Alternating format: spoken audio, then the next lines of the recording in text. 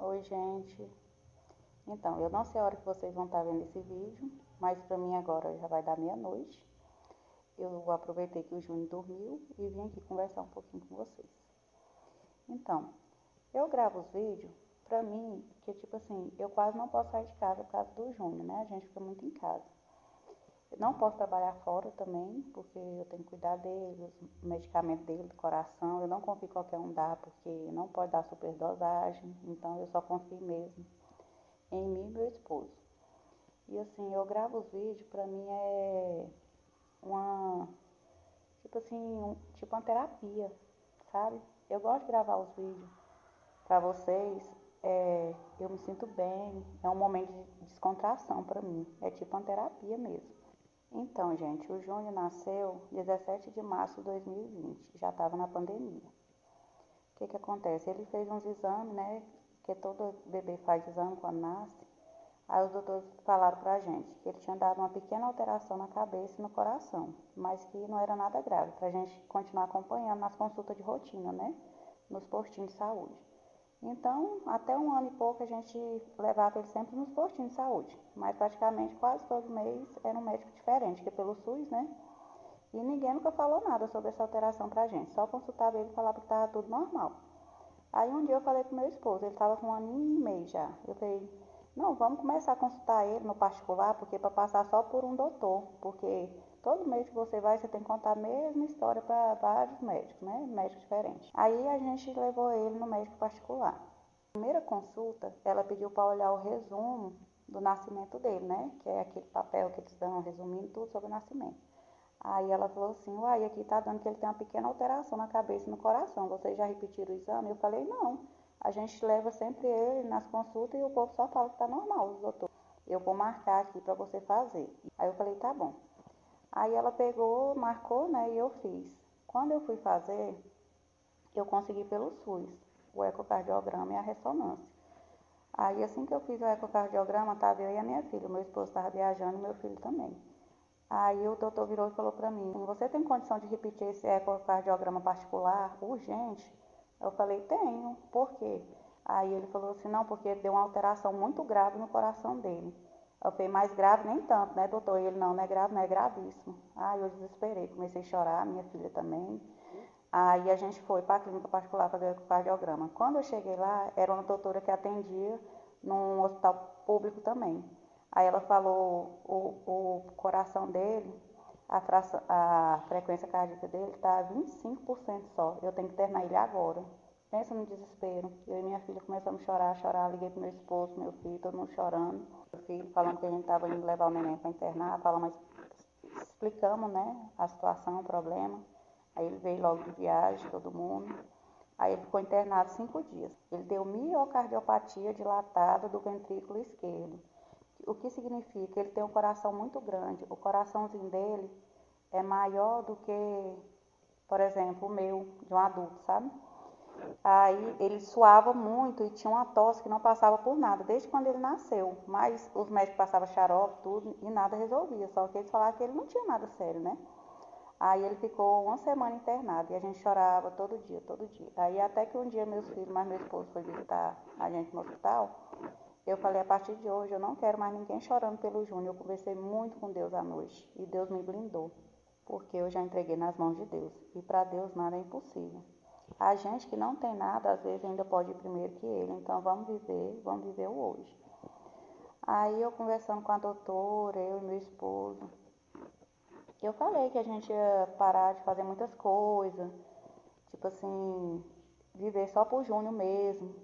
E ela falou, não, vocês não vão parar de fazer nada, muito pelo contrário, vocês têm que continuar vivendo do jeito que vocês vivem, vão levar o Júnior onde vocês forem, vão viver com ele, que muito pelo contrário, ele tem que viver, ele tem que ser feliz, sorrir, não tristeza, deixar a doença se abater, não. E eu sou aquela pessoa que tudo eu entrego nas mãos de Deus. Não sou de estar na igreja todo dia, mas eu converso muito com Deus todos os dias. Então, assim, o Júnior recebeu alta, a gente veio para casa. A doutora pediu a ressonância para ele fazer, fiz a ressonância.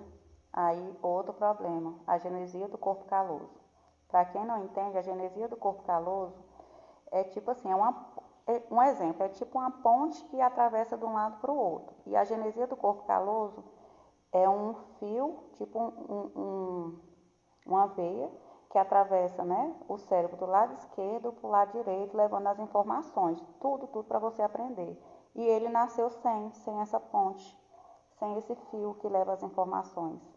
Então, ele tem a genesia do corpo caloso e recentemente a gente descobriu que ele é autista também. Porque ele é muito nervoso, ele não gosta de tomar banho, ele não gosta de escovar. A gente fica até preocupada às vezes os vizinhos achar que a gente tá judiando dele, quem não conhece, né? Mas graças a Deus quase todo mundo já conhece ele. E assim, gente, durante a gravidez eu fiz todos os exames, os como fala, ultrassom, fiz a ultrassom morfológico, só dava que ele era normal, que ele não tinha nada. Por isso foi um choque muito grande pra gente quando descobriu esse tanto de probleminha nele. Ele até hoje ele faz acompanhamento com geneticista, porque eles acham que ele tem algum tipo de síndrome, mas ninguém sabe ainda qual síndrome é. Faz exame, não dá nada. E é assim, gente, a gente vive, a gente é muito feliz. Ele é uma criança muito alegre, gosta de brincar, brinca. Esses dias ele tá enjoadinho porque ele tá dodói. Igual eu tô falando, foi depois da vacina, igual eu falei no outro vídeo, né? Eu não sei se foi, eu não posso culpar a vacina, mas ele estava muito bem. Ele nunca, por exemplo, ele tem um problema no coração, mas nunca tinha tido falta de ar. Teve que usar bombinha. Eu sei que muita gente vai me julgar agora pelo que eu vou falar, mas eu tô morrendo de medo da vacina da Covid nele. A doutora tá pedindo muito para me dar, mas eu tô com medo do fundo do meu coração de dar essa vacina nele.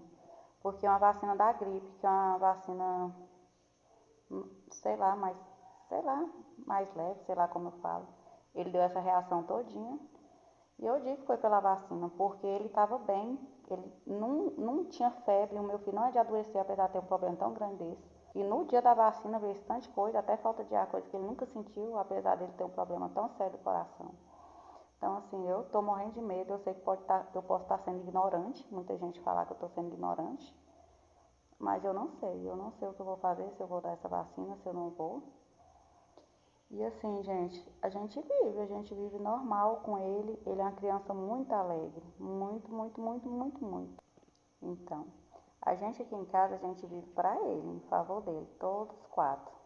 É eu, meu esposo, meus dois filhos. Então, assim, a gente vive para ele.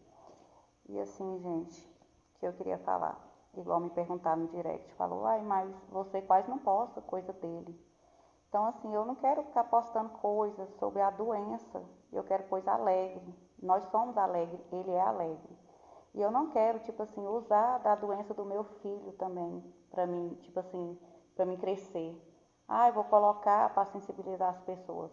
Porque apesar do problema dele ser sério, ele não vive doente, graças a Deus. Por isso que a gente levou esse susto muito grande agora, dele estar há mais de uma semana passando mal, porque ele não é uma criança que vive doente.